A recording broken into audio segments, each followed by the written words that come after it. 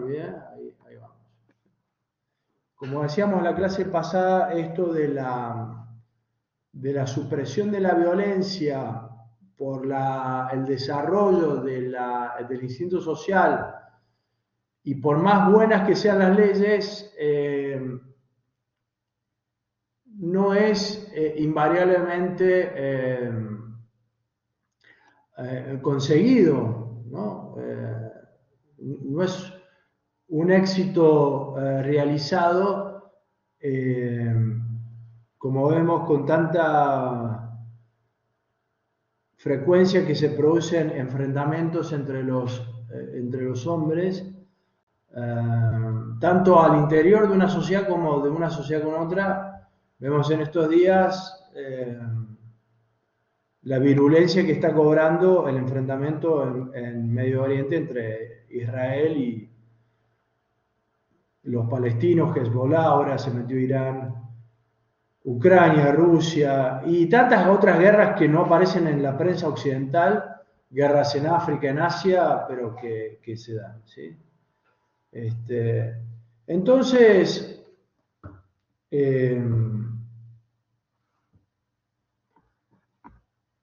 la gran pregunta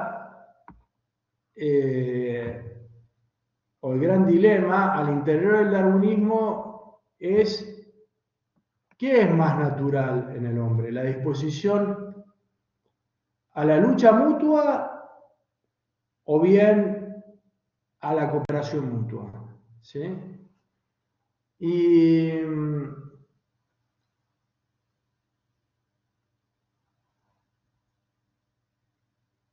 eso ya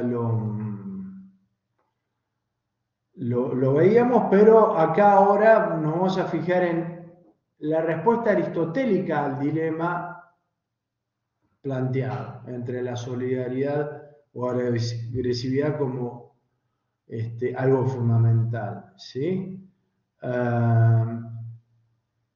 Y en el caso de la respuesta aristotélica representada por Tomás de Aquino, la respuesta es claramente que el hombre tiene una disposición natural más fundamental a la cooperación que a la agresividad. Entonces, acá aparecería una especie de predecesor de Darwin en la línea de Kropotkin y Chanjot, ¿sí?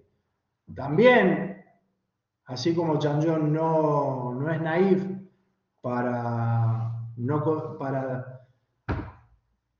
omitir la consideración de la violencia, también Tomás de Aquino, obviamente, con su desarrollo de las leyes, de todo lo que ha dicho acerca de las leyes, considera que el hombre necesita de una autoridad que lo dirija usando las leyes como instrumento. Pero acá lo que a nosotros nos interesa observar es el fondo de la cuestión, ¿sí?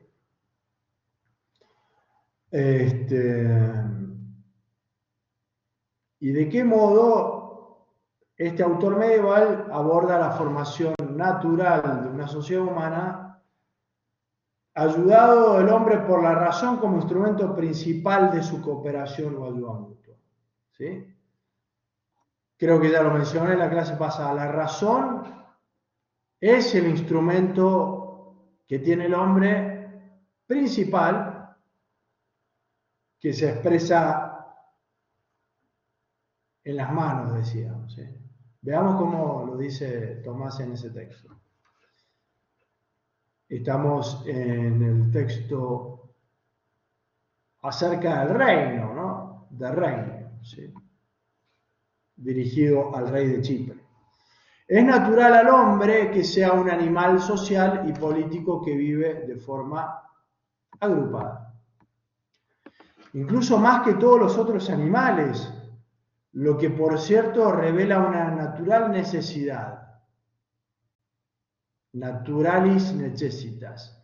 Esto es una natural indigencia, un estado de boceto, al decir de Riquet, ¿sí?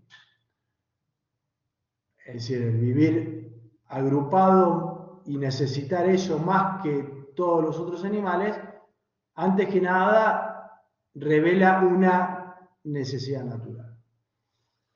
¿Por qué? En efecto, a los otros animales la naturaleza les deparó comida, recubrimiento de pieles, capacidad de defensa como colmillos, cuernos, garras o al menos velocidad para la fuga.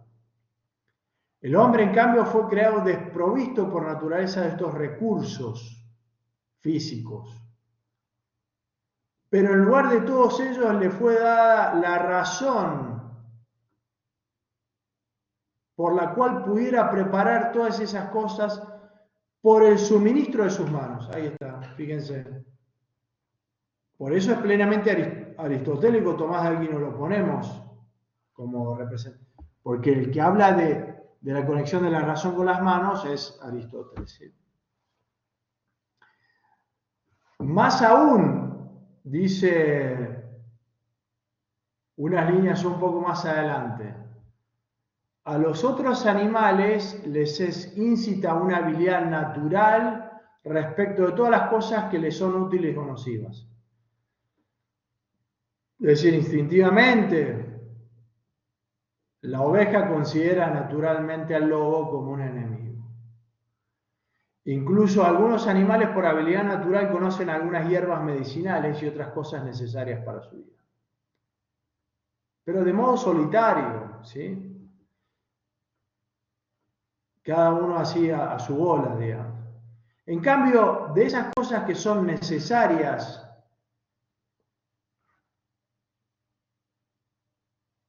para su vida, el hombre tiene conocimiento natural solo de forma común, ¿sí? Es decir, si contraponemos lo que pasa con el hombre y el animal, el animal de forma aislada, así como más, como digo, a su bola. En cambio, el hombre para sobrevivir y para desarrollarse lo tiene que hacer de forma común. Como para arribar, valiéndose de su razón, de vuelta aparece la razón, y a partir de principios naturales, el conocimiento de las cosas particulares que son necesarias para la vida humana. ¿Sí? Entonces, fíjense cómo, antes que nada, hay que notar la asociación de nuevo que establece Tomás de Aquino entre sociabilidad y razón, y racionalidad. El animal humano, por ser racional, no es menos, sino más sociable. La racionalidad hace que el hombre sea más sociable, no más retraído de la sociedad y que por su razón pueda aislarse y arreglársela solo. No. Acá hay una conexión esencial entre la racionalidad y la vida en común para desarrollarse y proveerse las cosas necesarias para la vida en el hombre, ¿sí? El proceso de emancipación de las ataduras que le imponen las circunstancias materiales al hombre, es decir, el proceso de emancipación, digo, de liberación de las dificultades, como la lucha contra los elementos que dificultan su vida, no lo hace al hombre más individualista, sino más abierto a sus semejantes, a relacionarse mejor con ellos. En cambio, como digo, el animal infrarracional es, por así decir, más solitario. Tiene la capacidad para ser más solitario. Porque la naturaleza lo ha dotado de recursos varios para que se las pueda arreglar solo, al margen de su agrupación con otros semejantes. En cambio, un bebé librado a su suerte va a morir, digamos, ¿no? A menos que, como en esos casos especialísimos, muy excepcionales, que ocurren muy de vez en cuando, esa criatura humana es rescatada por animales mismos que lo protegen, ¿no? Instintivamente. pero si no muere. En cambio, un cachorro animal, bueno, quizás pueda sobrevivir mejor.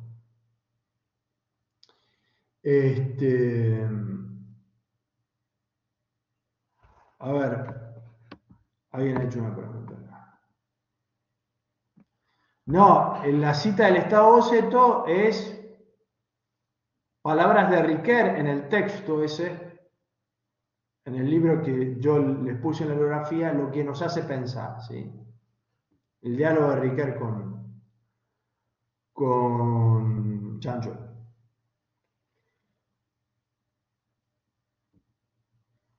¿Y qué tienen que ver las manos? El uso de las manos son el principio del arte, la técnica, y más aún la cultura y la moralidad.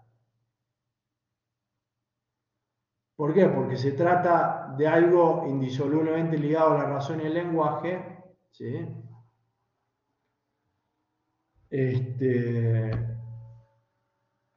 Lo cual se aprende a desarrollar la técnica, la cultura y la moralidad en comunidad, ¿sí?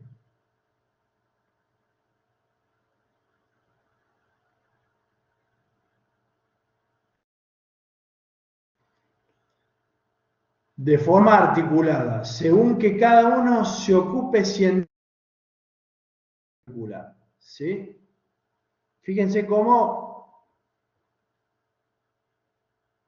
lo que se acentúa en este caso de la unidad de los hombres entre sí para formar una sociedad no es tanto la cuestión normativa, es decir,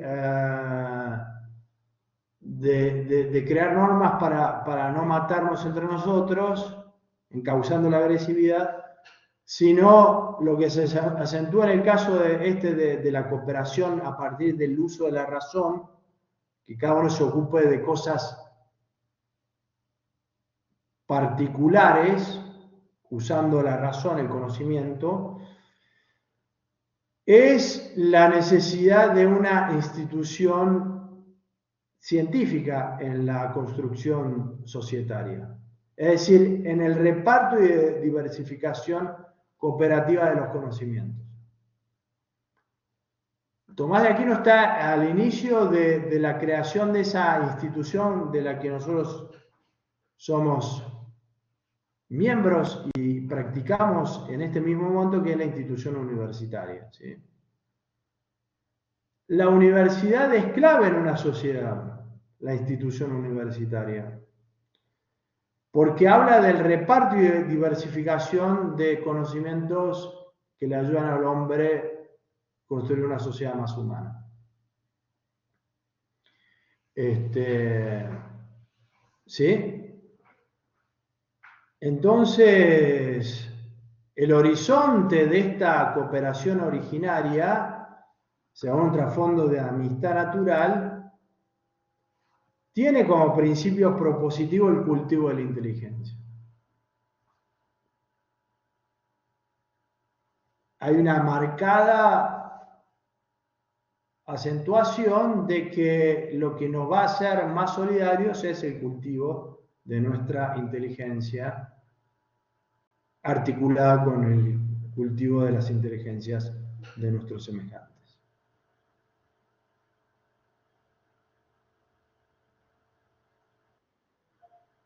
Sí. Fue una consulta con respecto a lo mismo que está diciendo. Dentro de todo, dentro de este pensamiento es importante el tema de, como dice, por ejemplo, el tema de la universidad.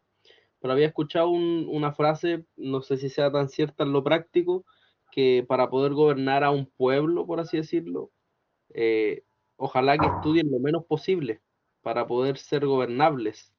¿Es del todo cierto dentro de esta mismo síntesis que nos está presentando? No, justamente esa idea de que mientras más bruto un pueblo, más fácil sería gobernarlo, va totalmente en contra de lo que estamos viendo, ¿sí? Pero en ese caso, gobernar a ese pueblo es gobernarlo como una manada, como si fuese un, un conjunto, eso, de vacas o de cabras o de ovejas, que las vamos llevando para un lado o para otro, la va llevando el gobernante de turno, sin pasivamente, sin una respuesta activa por parte de la... en ese caso hay una homogeneidad, es decir, acá Santo Tomás está hablando de una diversidad, ¿sí?, de funciones cognoscitivas que cooperan a la riqueza del conjunto. En el caso de que si tenemos toda gente que no cultiva su inteligencia, bueno, serán gente que se dedica a trabajos meramente de tipo esclavo, es decir, materiales que dan por fruto cuestiones básicas para sobrevivir, alimento, vestimenta, etcétera, pero sería muy pobre, digamos, la calidad incluso de esos bienes. Mientras más se cultiva la inteligencia, no quiere decir que no sea difícil articular, porque efectivamente a más inteligencia, más libertad, ¿sí?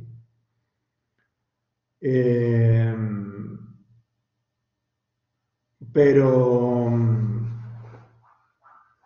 se requiere una exigencia mayor por parte del gobernante a articular esas calidades, esas riquezas presentes en cada uno de los miembros inteligentes de una sociedad, ¿sí?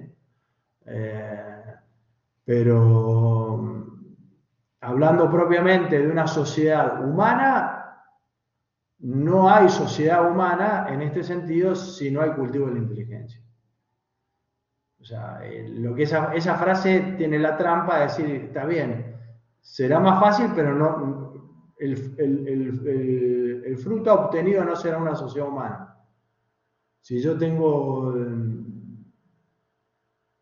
orcos, ¿no?, a mi merced, bueno, será una sociedad de gente bruta que me responderá automáticamente, esclavizadamente, pero ¿de qué me sirve, digamos, ¿no?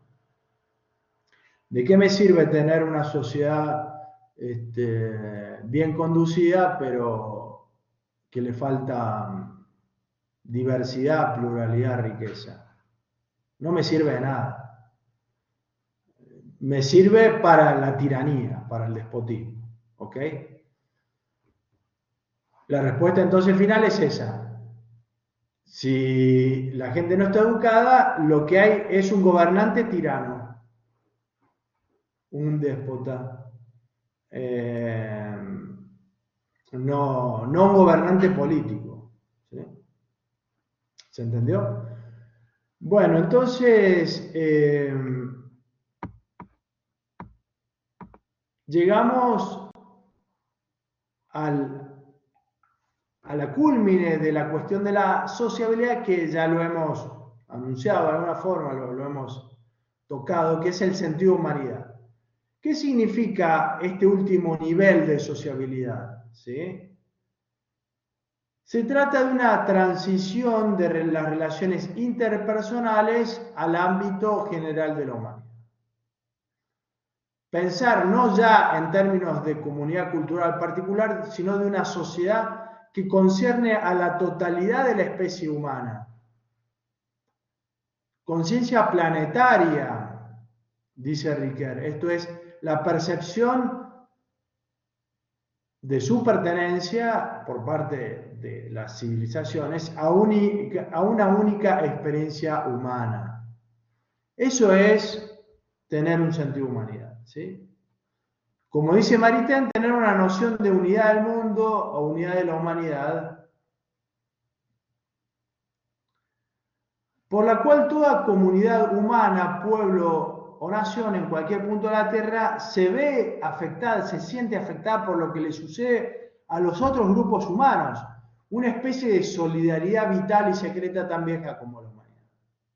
¿Sí? Uno cuando es capaz de sentir con el otro, pero no con el otro cercano, sino con el otro lejano,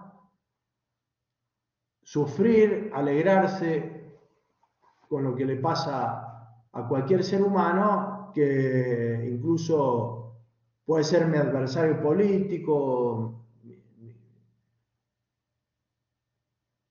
o simplemente alguien muy alejado de mi vida. Bueno, logré, según esta filosofía darwiniana, logré, digamos, un estadio bien alto de evolución, de civilización. Mi cerebro está bien equipado. Se revelaría eso, ¿sí? Y a esto apunta justamente en esta línea. Hay que leer la proposición del Papa Francisco en su carta encíclica Hermanos Todos, Fratelli Tutti, donde menciona explícitamente a Paul Ricoeur como inspirador de esta idea de trascender, de la necesidad de trascender un mundo de socios, es decir, de gente cercana a mí con la que me asocio, para abrazar el ideal de una fraternidad universal. Se dice bonito abrazar el ideal de una fraternidad universal, pero como salía en la clase pasada, ustedes expresaban la dificultad que ustedes experimentan y que yo también puedo experimentar, en mi caso también, en otras circunstancias vitales a las de ustedes, de sentir al extranjero realmente un hermano. No significa que uno con la cabeza no esté convencido de que tenga que ser así, pero después en la práctica a veces puede costar un esfuerzo de tipo moral, ¿sí? No de de otra índole.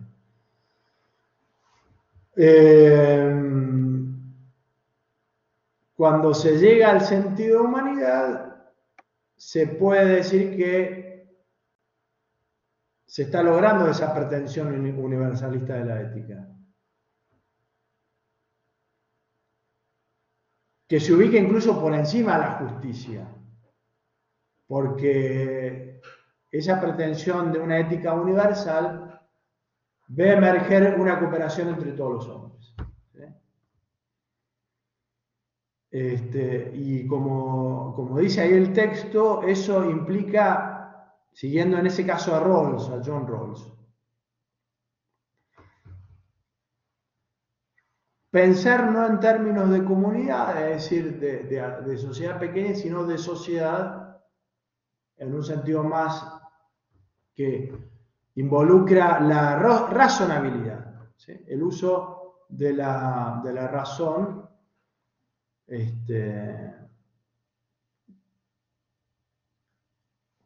según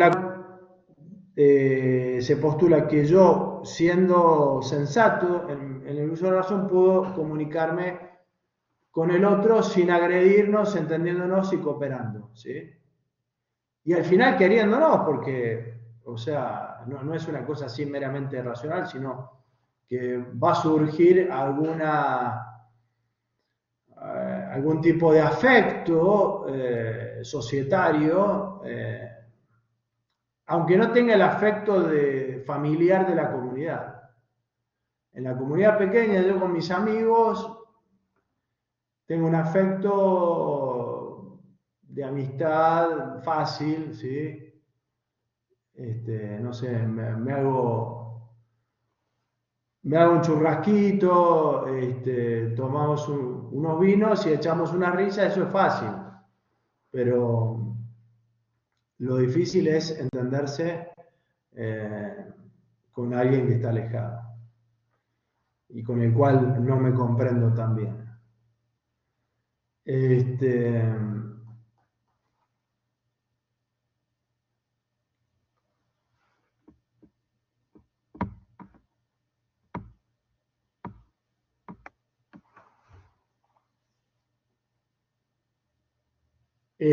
bueno, entonces, si se entiende ese concepto, estamos bien.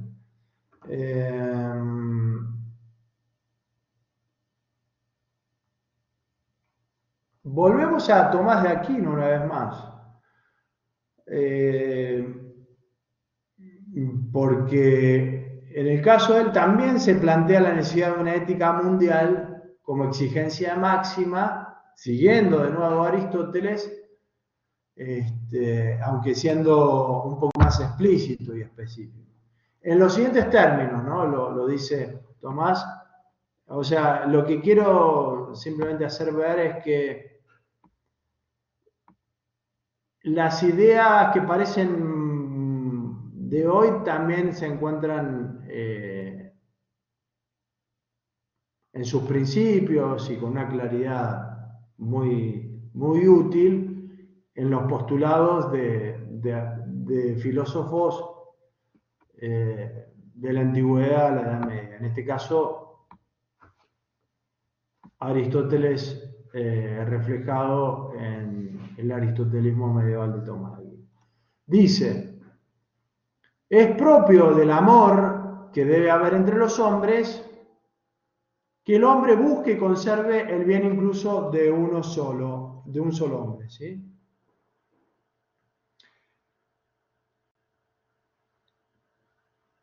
Con amar un solo hombre, porque el hombre es un ser absolutamente digno, eso se comprende, ¿sí? Pero es mucho mejor y más divino, multo melius est et divinius, que esto se produzca en todos los pueblos y ciudades.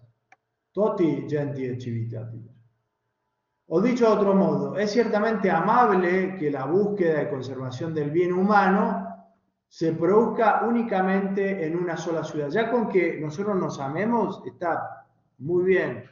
O sea, es humano. Pero es mucho más divino, multo divinius, que eso se produzca en todos los pueblos, naciones y razas, en los que se integran muchas ciudades. Ahora bien, dice Aristóteles en otro lugar que es más divino lo que es más propio de la semejanza de Dios, el cual es causa universal de todos los bienes. ¿Sí? ¿Por qué es más divino que exista una aspiración de máxima, un sentido de humanidad y no meramente una sociabilidad de corto alcance? Acá da la razón Santo Tomás, porque Dios es una causa universal que no mira solo a su grupito, digamos. Tiene el corazón tan grande como toda la humanidad. Y más, porque Dios podría haber creado infinitos mundos y no solamente este. Entonces, el corazón que se extiende a pocas cosas es humano, pero no es divino, ¿sí? Hay un corazón que imita a Dios, el corazón más grande. El Papa Francisco trae una cita muy interesante de la Sagrada Escritura,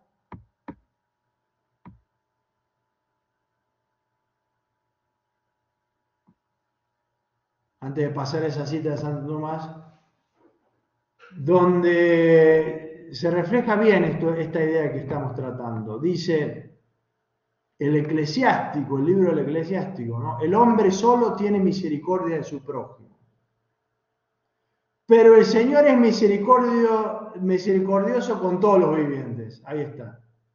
¿Sí? De ahí viene el término catolicidad. El católico es el hombre que tiene la mente no estrecha, sino universal, católica. Católico significa universal. Entonces, el hombre solo tiene misericordia de su prójimo, pero el Señor es misericordioso con todos los vivientes. Y comenta al respecto Francisco que el deseo de imitar las actitudes divinas llevó a superar aquella tendencia a limitarse a los más cercanos. Según que en el judaísmo que se desarrollara fuera de la tierra de Israel, progresivamente se fueron ampliando los confines del amor y el cuidado del otro, no quedando restringidos a las relaciones entre los miembros de una misma nación. Es decir, si ustedes alguna vez han leído la Biblia, se acordarán de esa parábola que trata ahí el Papa Francisco en ese texto, ¿sí? Del buen samaritano, ¿sí? Es decir, Israel era un pueblo peleado con los samaritanos, entonces lo que pasaba a un samaritano, a un israelí no le preocupaba. Entonces había un hombre que los ladrones lo habían apaleado, golpeado, robado, estaba a la vera del camino, y es una parábola que pone Jesucristo en el Evangelio. Y entonces pasó un sacerdote israelí y pasó de largo, no lo atendió a ese hombre. Pasó otra gente, qué sé yo, tampoco, pero hubo un samaritano que se ocupó de llevarlo al albergue, curarlo, etc., ¿no? Es decir, trascendió sus ideas de limitación nacionalista, ¿sí? Así como supongamos que entramos en guerra Chile y Argentina y pasa una cosa de esta, ¿no? Entonces, el buen chileno o el buen argentino que auxilia a su vecino trasciende, digamos, la frontera, ¿no? En este caso no era simplemente una enemistad político-bélica, sino religiosa también, ¿sí? Entonces, uno se acerca más a Dios en la medida en que tiene una mente más universal, de sentido de humanidad. Y para completar la idea esta, entonces, la idea es que la política, como dice ahí Tomás de Aquino, se dice principalísima, pero no de modo absoluto, sino en el género de las ciencias activas, que versan sobre los asuntos humanos, de las cuales efectivamente la política considera el último fin. Pues el último fin del universo entero lo considera la ciencia divina. Ahí podemos decir, pero el último fin del universo entero lo considera la ciencia divina, la cual es principalísima respecto de todas las ciencias, incluida la política. Es decir, es importante considerar que con la racionalidad política, la racionalidad práctico-ético-política, no se alcanza, no puede alcanzarse el sentido de humanidad, porque se necesita romper los límites de la política. O mejor dicho, no romperlos, trascenderlos. ¿Sí? O sea, ir más allá de la sociabilidad, abrazar el sentido de humanidad. Y eso se hace si en nuestra mente está la filosofía y la teología, no meramente la filosofía política.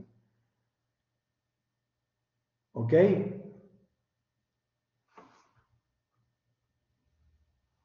Es decir, la ética universal no puede ser cultivada meramente desde una racionalidad política. Hace falta tener una racionalidad, no solamente una sensibilidad, sino una racionalidad teológica, metafísica, filosófica y teológica. ¿Por qué metafísica? Porque el hombre necesita verse como parte del universo. Una idea muy estoica esa, ¿no? Ciudadano del mundo. pero ahí no significa que uno caiga en el defecto del cosmopolitismo. El cosmopolitismo es otra cosa. El cosmopolita es aquel que no ve ninguna diferencia cultural ni nacional entre los pueblos. Es indiferente, todo le resulta lo mismo y es un ciudadano del mundo, pero porque está desarraigado. ¿Sí? Eso sería la mentalidad cosmopolita. La ética universal en el sentido de la humanidad que va desde lo más local a lo universal, no, por eso dije, me corregí, no es romperlo.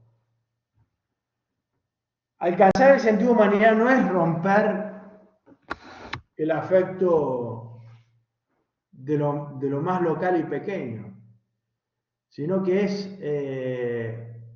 alcanzar de tal forma, ensanchar el corazón de tal forma que sea capaz de abrazar lo universal, ¿no? Desconozco el grado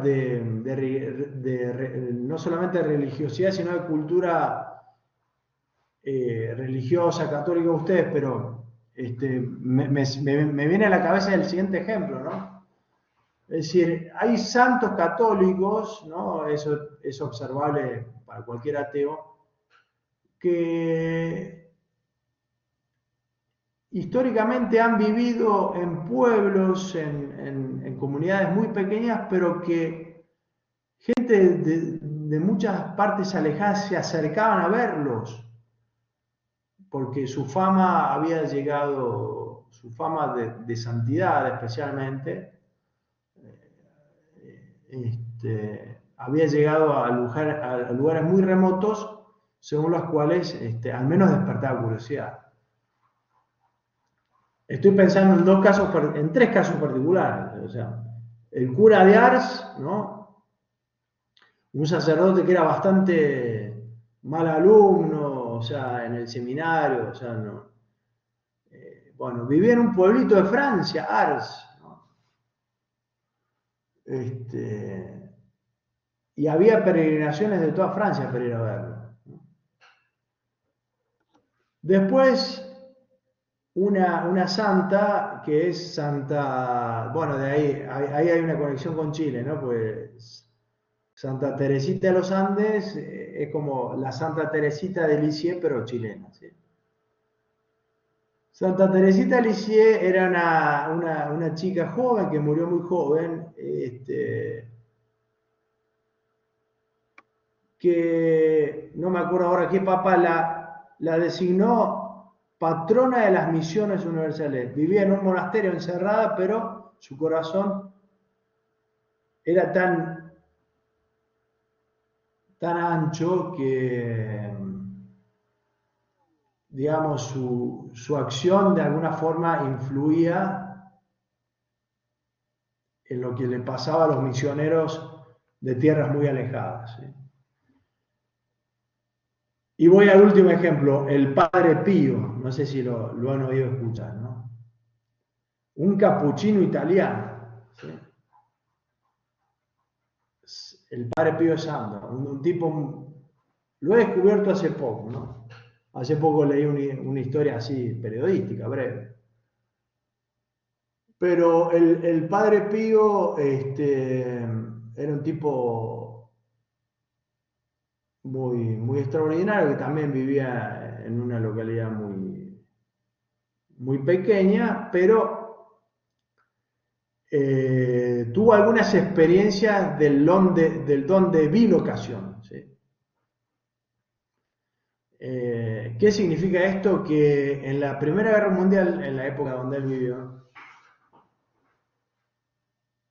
había un soldado, creo que italiano, sí, lo más seguro italiano, un soldado cuyo pelotón había perdido la batalla y estaba muy triste, muy deprimido y se estaba por suicidar.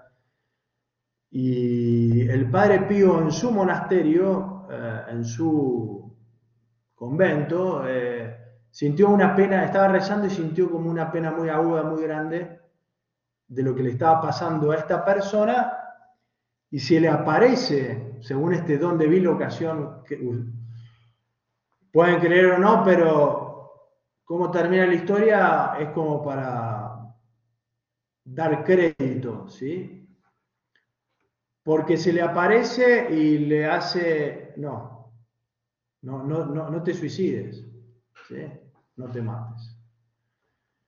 Lo logra convencer de que no se mate, estaba ahí en la trinchera, solo, ¿tá? Y terminada la guerra, pasados los años, este soldado había oído hablar de la fama del Padre Pío y quiere ir a verlo, a ese convento. Y cuando lo ve, llega al convento, o sea, esta es la persona que me ha salvado, y el Padre Pío le hace así en chiste, y le comenta de la que nos hemos salvado aquella vez. Bueno, como digo, uno puede dar crédito a que ese testimonio es falso, pero bueno. A mí lo que me interesa hacer ver es que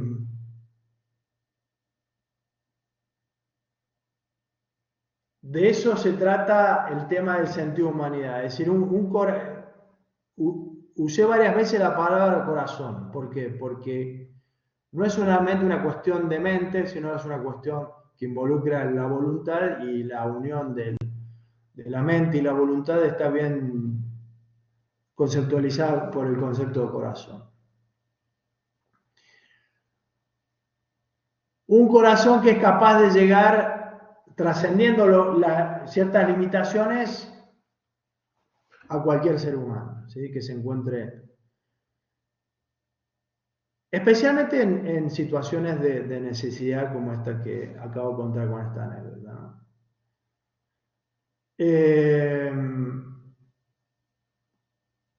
Por lo que la conclusión de este asunto es que la pretensión del humanismo en serio, es decir, ¿qué es el humanismo? Es sentir que todos somos seres humanos dignos y que somos todos hermanos. La fraternidad no es un ideal solamente religioso cristiano, sino que bajó claramente, especialmente a través de la Revolución Francesa, a ideales de tipo ilustrado, humanistas, en el sentido humano. Como digo, la pretensión del humanismo en serio no puede restringirse a lo político, que es necesariamente particularizante, debe aspirar a lo humanitario universal.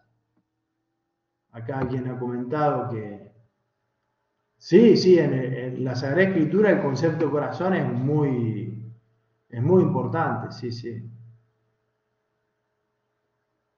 Aparece el concepto de mente también cuando Jesús dice, ¿cuál es el mandamiento más importante?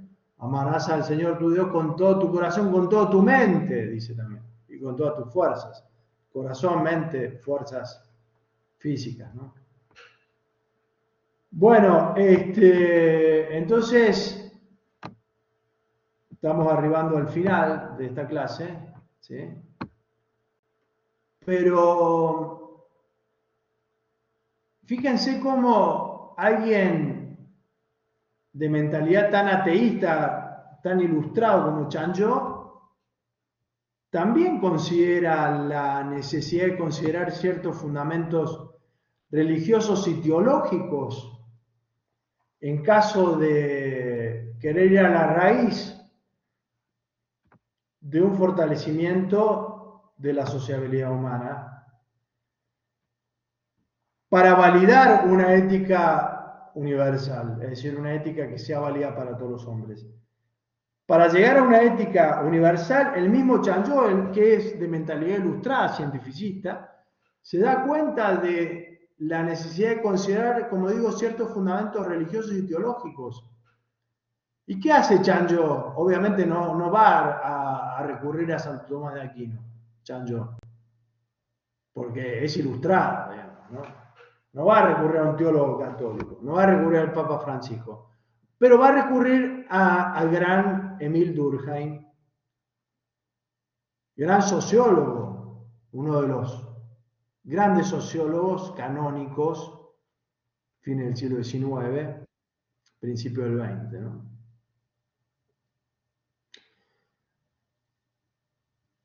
Las formas elementales de la vida religiosa, un estudio monumental publicado en 1912. ¿Qué dice en esencia ese estudio de Durkheim? Habla del factor, como dice ahí la diapositiva, esencialmente cohesionador y pacificador de la religión.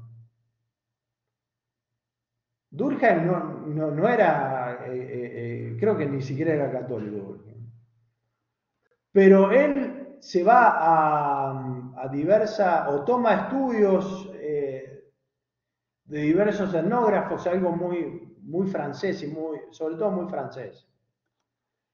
Los franceses, como ustedes saben, eran un pueblo muy colonialista, pero también junto al colonialismo había gente que observaba las cosas exóticas que pasaban, no sé, en Papua Nueva Guinea, en Madagascar, en todas esas tribus y tal, ¿no?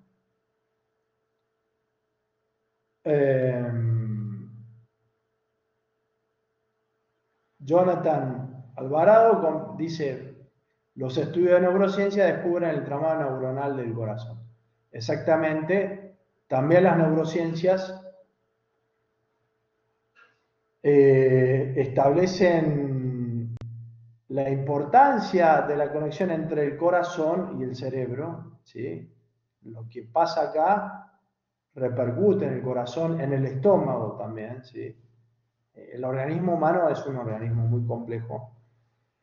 Pero ese corazón de las neurociencias es un corazón más orgánico, ¿sí? Nosotros el concepto de corazón más filosófico-teológico es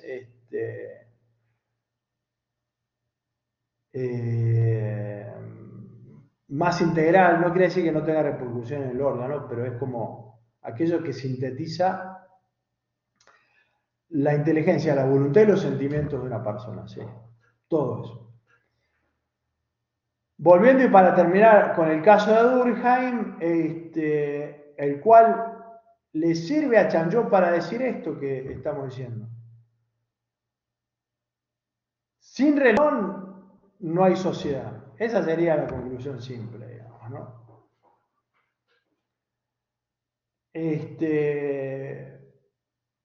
Al contrario del postulado ilustrado, en este caso Chanjot es un cientificista original. Porque, ¿qué dice el postulado ilustrado? Y por ejemplo, la guerra actual de Israel con Hezbollah, los palestinos y Irán le darían la razón a la ilustración. Como son visiones religiosas antagónicas, entonces por eso se pelean. Pero la contestación a partir de Durkheim, Chanjot, etcétera, es que en realidad esas no son religiones. O mejor dicho, son desviaciones extremistas, fanáticas de la religión, en el caso que en el origen de esas luchas hubiese motivos religiosos, ¿no? Habría que ver, no voy a juzgar esa cuestión al respecto. Simplemente enfatizar esto de que, como dice ahí la cita de Durkheim, la religión ha podido ser algo así como la matriz en que se han elaborado todos los principios germinales de la civilización humana. Interpretando a Durkheim, Chanjot señala que la vida religiosa estaría orientada, por una parte, hacia el pensamiento, ofrecería al hombre primitivo explicaciones sobre sus orígenes, ¿sí? Su enfermedad, la muerte, y lo ayudaría en su lucha contra una naturaleza hostil. Y por el otro lado, el elemento de la vida religiosa se orientaría hacia la acción, es decir, la religión siempre estuvo motivando la ciencia, el pensamiento del hombre y la acción solidaria, la acción buena. Estaría compuesto de estructuras simbólicas o rituales que desempeñarían un papel crítico en la consolidación del nexo social.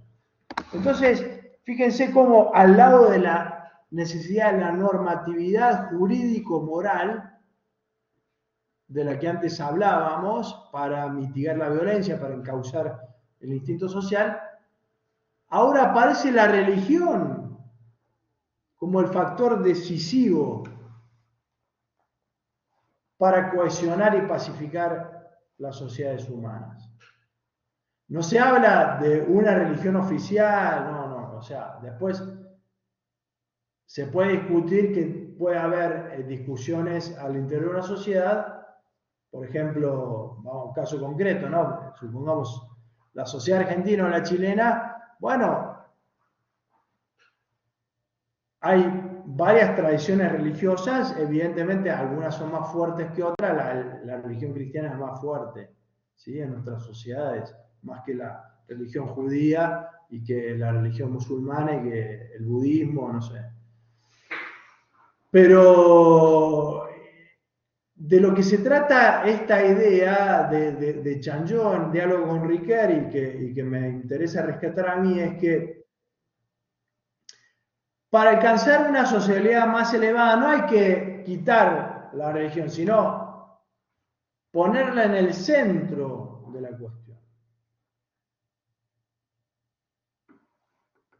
Exactamente. Es decir, la religión es un factor de sociabilidad, pero no un factor más aleatorio, así como, bueno. No, es un factor decisivo, fundamental. La norma, y de la religión obviamente sale una normatividad, pero antes que la normatividad religiosa, porque la religión no solamente es cuestión así ritual, simbólica, sino que también le dice al hombre lo que tiene que hacer, ¿no? O sea, Moisés es el inventor de los 10 mandamientos y de los 10 mandamientos, como ustedes saben, sale la normatividad prácticamente de todas las sociedades, ¿sí? O sea, no matar, no robar, no desear la mujer del prójimo, etcétera, etcétera. Pero ese es el punto, ¿no? Es decir, la religión como, agregamos una palabrita más, pero con esto vamos cerrando porque ya está. Como fuente de confianza. La religión es, ¿por qué es factor de cohesión? ¿Por qué es fuente de confianza? O sea, Dios, el ser divino, al hombre le da confianza y le da explicaciones para que pueda vivir. Le da explicaciones sobre sus orígenes, sobre su enfermedad, sobre la muerte, sobre, aunque algunas estén teñidas de fantasía, sobre lo que sucede con, no sé, con las pestes, con los castigos, por ejemplo, no sé, inundaciones, incendios, cosas, bueno, castigo divino, etcétera, ¿no? Es decir, pero lo incita a pensar, no es simplemente una cosa así. Entonces, se orienta al pensamiento y a la acción. O sea, las sociedades que están estructuradas a partir de la religión son sociedades en el cual prima la confianza y la cohesión. Si la religión se retira de la sociedad, entonces empieza la hostilidad. Esa es la tesis del ilustrado y cientificista Theo Chanjó, ¿no? Él va a ver va a hacer una interpretación, Chanjó, no Riquet, pero sí Chanjó, una interpretación bastante peculiar de la religión, pero lo que su honestidad intelectual le lleva es a reconocer con Durkheim y con otros observadores de la religión, es que la religión es un indudable factor socializador. ¿Sí? Bueno, antes de irnos, quiero contarles que más allá de que no tengamos el examen llamado trabajo, ¿sí? sino que vamos a tener solo dos solemnes. Una ya lo tuvimos. Por iniciativa de una compañera de ustedes que me escribió un mensaje, y yo había pensado un trabajo práctico más hacia el final, pero lo puse desde ya al trabajo. No lo voy a hacer obligatorio, sino opcional, pero para aquellos que quieran tener más chance, por así decir, de subir la nota del promedio,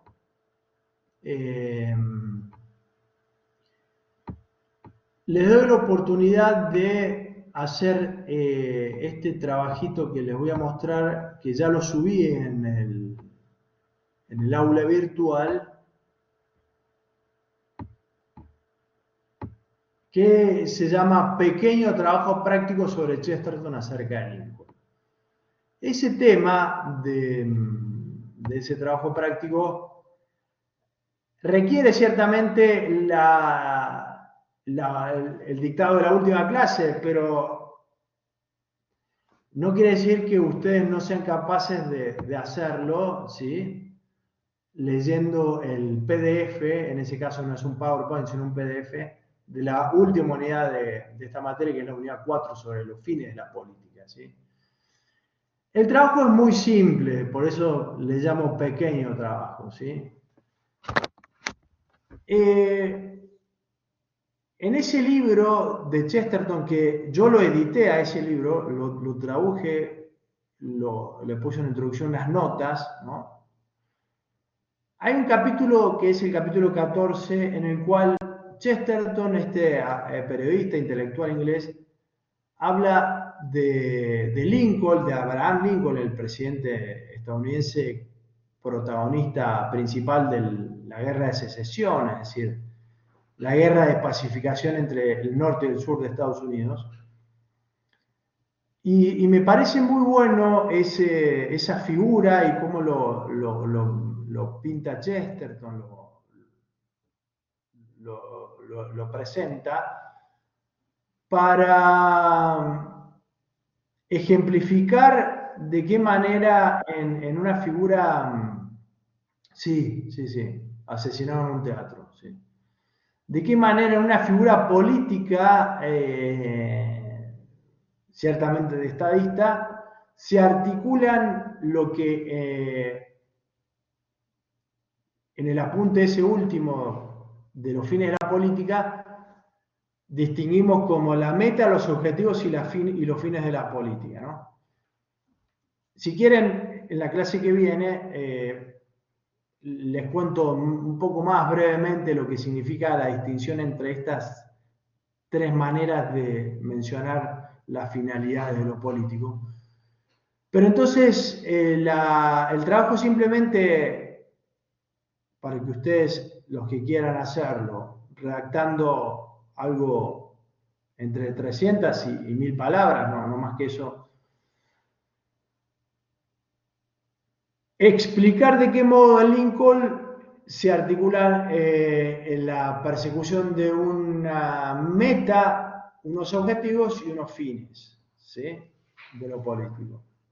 Eso sería.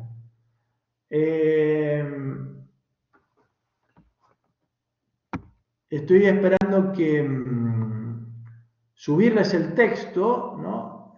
Porque la compañera esta de ustedes que me mandó el mensaje se ofreció a escanear, porque yo no lo he escaneado, nunca obtuve el PDF del libro, lo tengo en un formato impreso el libro, y me parece mejor si ustedes pueden leer las páginas mismas del libro, ¿sí? Si no, le paso la versión preimpresión, por así decir, ¿no? Pero bueno, ese sería el asunto con el pequeño trabajo práctico. No sé si se entendió bien, ¿sí?